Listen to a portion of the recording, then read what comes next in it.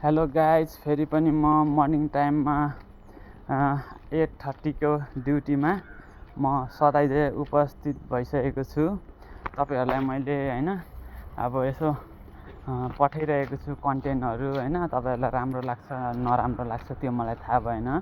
त्यही पनि डग प्रेमीहरूको लागि हो यो चाहिँ म चाहिँ बेङ्गलोरमा अहिले डग सर्भिस मेरो चाहिँ कम्पनीबाट हो यहाँको गभर्मेन्ट जब हो यो राम्रो छ। डग 1 वर्ष भयो डग ट्रिट गरेको जस यो चाहिँ स्कच भन्ने डग हो यसले चाहिँ जस भनेको बुझ्छ, एकदम राम्रो छ क्युट डग सबैले यसलाई भन्छ अब त्यस्तै छ हजुर म चाहिँ बेङ्गलोरमा छु अहिले, भनौँ बेङ्गलोरमा जब गर्दैछु। यस्तै छ है हाम्रो समयहरू। अब यसलाई म फुल लगाइदिनु गइरहेको छु है गाइज। स्कच रुको, स्कच नो प्रब्लम, न यसको जब फुल लगाएँ क्या, फुल लगाउँछु त्यसपछि हेरौँला के स्कच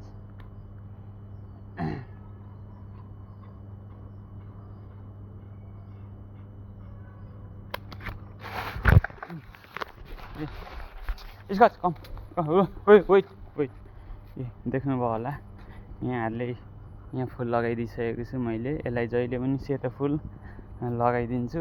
यो चाहिँ एकदम सुगन्ध पनि राम्रो हुन्छ है। अनि अब भनौँ राम्रो फुल पनि राम्रो फुल्छ है। जस यो चाहिँ पेस्टिड अपार्टमेन्ट भन्छ, यहाँ चाहिँ मेरो साथीहरू पनि सेक्रेटरी छ। यसरी हामी चाहिँ ट्रिट गरिरहेको छौँ कुकुरलाई यो चाहिँ फेरि एकदम बुझाकिलो छ, एकदम राम्रो छ म भन्ने बित्तिकै ऊ पुरै खानाहरू छोड्छ, मतिर आइहाल्छ। उसको घरमा छु भने गर्छ। अब अहिले उसले टोइलेट ल्याएको छ, त्यही भएर ऊ चाहिँ अब अहिले घुमिरहेको छ गाइस पट्टीको लिए। अब सुबह सुबह वो सुसु और पट्टी करता है इसलिए अभी वो पट्टी करने के लिए ऐसा कर रहा है। अभी करेगा देखिए। सुसु किया, पट्टी नहीं किया, ठीक है। सुसु आ गया, पट्टी नहीं आया। इसका जी हेलो पुप स्कॉच चच काचू फिर काचू कम स्कॉचू how are you? Fine? You're fine? Huh? How are you? Got you? इधर देखो, इधर अच्छा से देखो, इधर तुम्हारा वीडियो बन रहे हैं। अच्छा से देखो। सिट।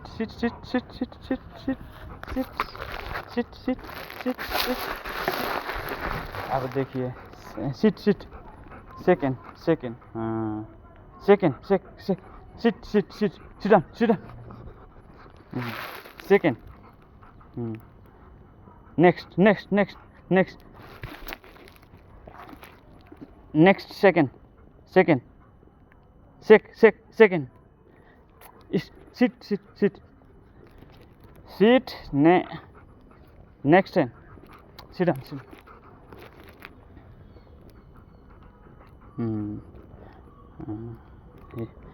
देख्नुभयो हातले उसलाई हात दे अर्को हात दे भनौँ भने पनि सबै दिन्छ घरमा गएर मेन कुरो त के छ भने यो रिसायो भने लकडीहरू टोक्छ यहाँ हेर्ने। अब लकडी देखिन्छ म के गर्दो रहेछ ल।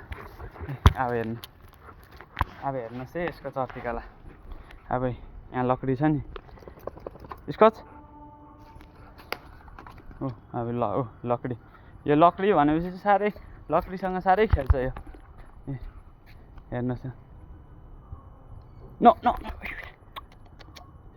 लेके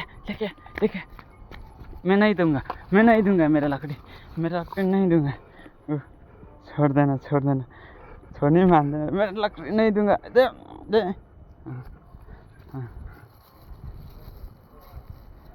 कम लकडीसँग खेल्छ क्या यो। यसको बानी जस राम्रो लाग्छ लकडीहरूसँग खेल्छ। लकडी बोकेर अब हिँड कहाँसम्म हिँड्दो रहेछ यो।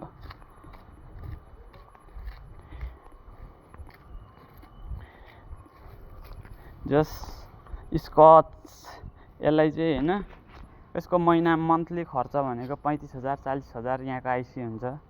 हप्तामा एकचोटि यसको मसाज थेरापी होइन।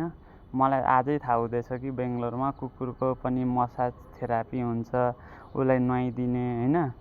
अनि उसको भनौँ सबै अब जति पनि उसको फोहोर कुराहरू खुट्टाको लेगको खुट्टा अब सबै हटाउनेदेखि लिएर उसको फ्रुट उसको टाइमिङ सबै मिलाएर चाहिँ यसको जस भनौँ अब यसलाई मासुको आइटम भनेको अब हप्तामा 4 चोटि यस्तो गर्दै सुपसँग जहिले पनि मासुसँग खुवाउनु पर्ने।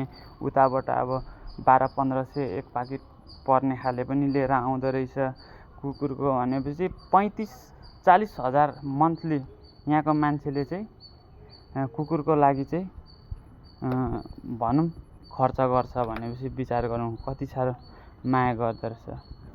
कुकुरको बोडस भी हुन्छ। अब नेपालमा त मान्छेको बोडस होइन बोडसमा बस्छ भन्थ्यो, तर अब डगको पनि बोडस छ हो। तपाईँको डगलाई पनि राख्ने बोडस मिल्छ, त्यहाँ पैसा दिनुपर्छ 1 हप्ताको, त्यहाँ राखिदिन्छ, उतै खुवाइदिन्छ, उतै राम्ररी स्याहार सुसार गरिदिन्छ, नुहाइदिन्छ होइन। के गर्नु गाइस, यस्तो पनि हुँदो रहेछ भन्दै म चाहिँ अहिले कडेल एपबाट काम गरिरहेको छु। यो चाहिँ संसारभरि युएसए अमेरिका जापान सबै कन्ट्रीमा अहिले चाहिँ यो चाहिँ के छ भन्दाखेरि यसको चाहिँ भनौँ सङ्गठन ठुलो सङ्गठन छ होइन।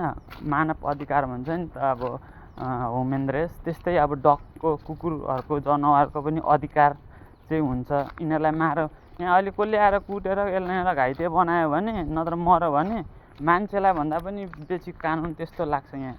त्यस्तो डेन्जर हो रहेछ, मलाई थाहा थिएन। त्यही भएर चाहिँ यस्तो रहेछ है साथीभाइ हो भन्दै आजको मेरो स्क्रिप्टलाई चाहिँ यहीँ विसर्जन र अन्त्य गर्न चाहन्छु भन्दै फेरि पनि नेक्स्ट टाइम हजुरहरूमाथि राम्रो भिडियो लिएर आउनेछु भन्दै अहिले चाहिँ